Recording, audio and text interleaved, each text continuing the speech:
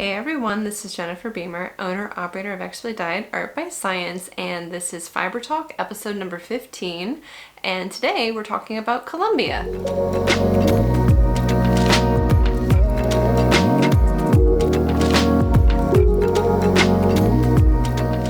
For those of you who are viewers of my channel, thank you for being here and welcome back. If you like this video, please give it a thumbs up, and if there's anything else you want to contribute, be sure to put that in the comments below. If you're new here, I would really appreciate it that if you like the content, please subscribe so that you can see it in the future. Give it a thumbs up and share it around to your other friends.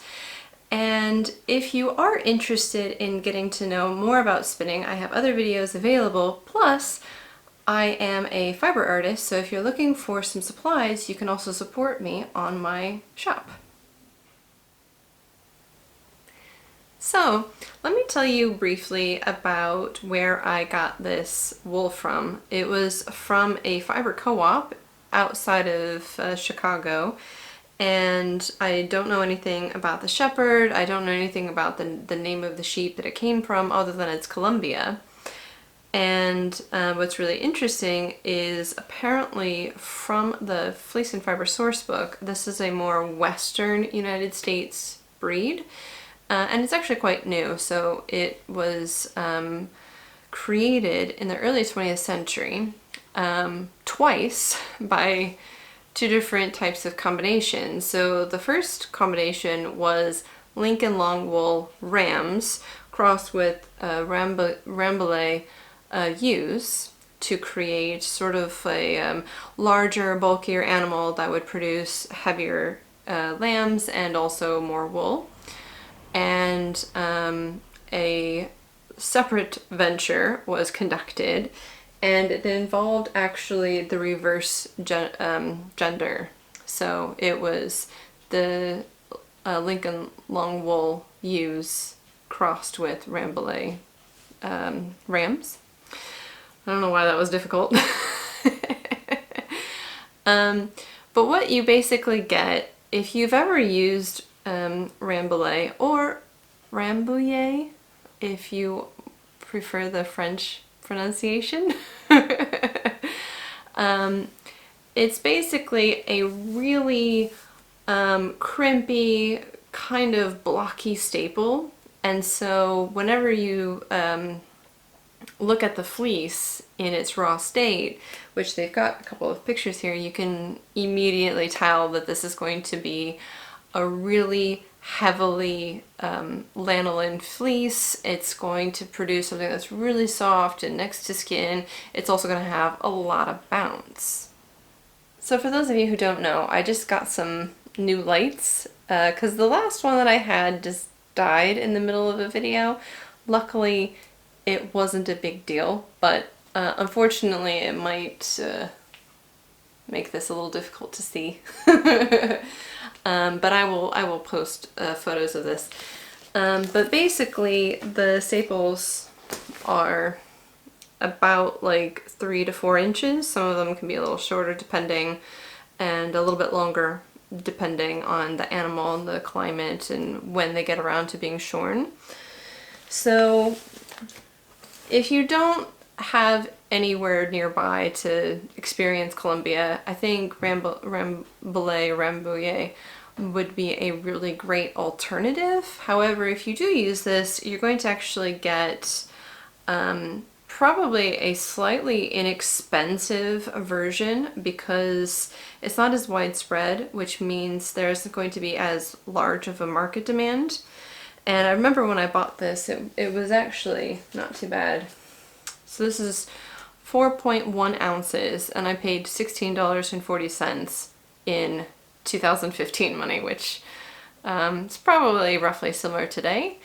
But whenever you look at the price of Rambouillet, it's much higher than that for the same amount of wool. So I'm pretty sure that if you get Colombia, you won't really recognize huge amounts of differences between them. But anyway, so let's talk a little bit more about the actual yarn.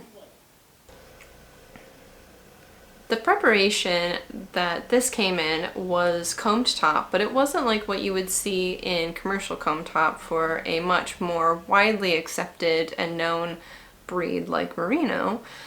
So I'm pretty sure that this one might have been carded before, so it's somewhere between a combed top and a sliver or a roving. But yeah, because there were a few like shorter pieces in this, but otherwise it spun pretty nicely. And I didn't have much in the way of broken fibery bits, so I actually was able to get a very consistent gauge, which you can maybe see here.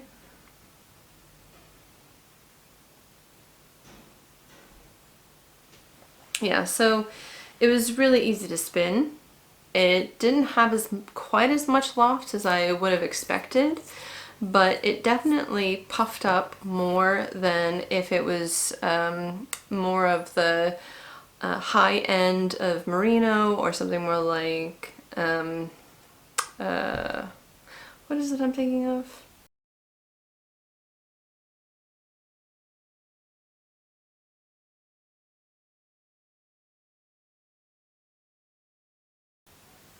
Cormo. It didn't puff up quite as much as I would have thought like cormo might, because cormo has, it's a cross between merino and rambouillet.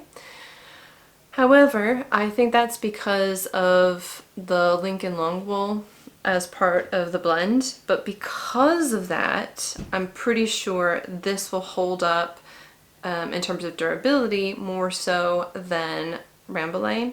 So it's actually, I feel, a pretty good combination between the next to skin softness with some of the robusticity from the Lincoln long wool. And I did a 3-ply with this, and it was a chain ply or Navajo ply.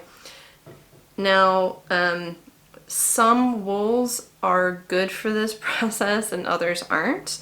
And I remember learning this fact early on in my spinning days. I thought, oh, you can do this with any wool, and then I quickly learned they can't. So Lincoln long wool was the first yarn that I chain plied. It was a disaster. I don't think I have the sample anymore, at least it's not with me here in the UK. But I remember the loop back where you do sort of like a giant crochet chain. That loop just did not want to compress at all. But it does with this, so I went ahead and did that ply method just because it's my absolute favorite way. And you still get all of your yardage by plying it this way. So yeah, I think that if you wanted to try something that was adjacent to rambouillet, this would be a perfect opportunity to try it, because you could use it for all the other applications that you would use some of those really fluffy, high crimp fine wools for. But you might be able to save yourself an extra, I don't know, $2 for $8 just by using something slightly different. Because this was one of those meat sheep, it doesn't necessarily have a lot of color variety, but it does have white, which is usually the most important for dyers. And as you can see, it actually takes color exceptionally well. It doesn't have the same kind of sheen that you would associate with some wools in the fine category. I think merino can be very, very, very shiny, but not all merino is shiny, and I think that has to do a little bit with how the animal was raised, where it was raised, and the coarseness of the fibers. So according to the Fleece and Fiber source book, this is between 23 and 31 microns. So if it's on the slightly coarser end, it makes sense from that perspective, where coarser merino doesn't have the same kind of shiny brilliance as a finer version will, if that makes sense. Okay, so that pretty much wraps up this video talking about Colombia. Have you spun it? If so, please let us know what your experience was in the comments below. Was it similar to mine? Dissimilar? We'd like to know. I certainly would like to know. Is it easy to find? Like I said, this was 2015 and it was a fiber co-op in Chicago. So I don't know how widespread these types of things are, and I also don't know, because the internet has expanded and people are increasingly getting back towards doing crafts and exploring other types of fibers besides just those couple of main ones.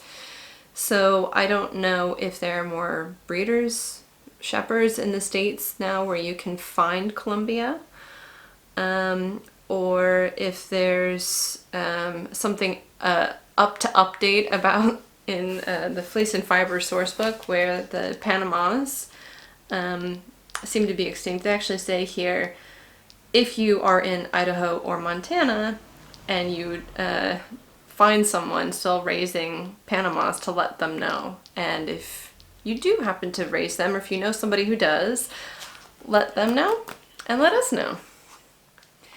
Again, thank you for watching. If you like this video, please give it a thumbs up and subscribe if you haven't already.